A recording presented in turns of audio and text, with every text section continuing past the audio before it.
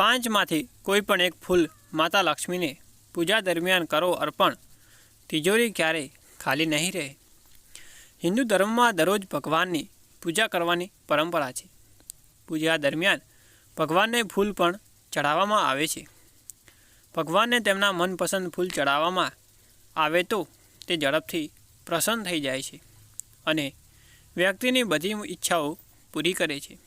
આજે અમે તમને જણાવીએ ધનના દેવી લક્ષ્મીજીના પ્રિય ફૂલ કયા કયા છે. દેવી લક્ષ્મી કમળ પર બિરાજમાન હોય છે.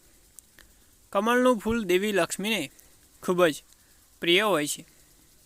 પૂજા દરમિયાન દેવી લક્ષ્મીને કમળનું ફૂલ ચડાવવામાં આવે તો તેઓ પ્રસન્ન થાય છે. લાલ રંગનું જાસૂદનું ફૂલ પણ દેવી લક્ષ્મીને ખૂબ પ્રિય છે. આખા વર્ષ દરમિયાન આ ફૂલો મળી રહે છે. દેવી લક્ષ્મીને જાસૂદના ફૂલ ચઢાવવાથી દરેક મનોકામના પૂર્ણ થાય છે. પારિજાતના ફૂલો નાના અને સફેદ રંગના હોય છે. તેમાંથી મીઠી સુગંધ આવતી હોય છે. એવું કહેવાય છે કે જો તમે તેને ઘરમાં વાવીને દેવી લક્ષ્મીને અર્પણ કરો છો તો તમારા ઘરમાં ધનના ભંડાર ભરાયા છે.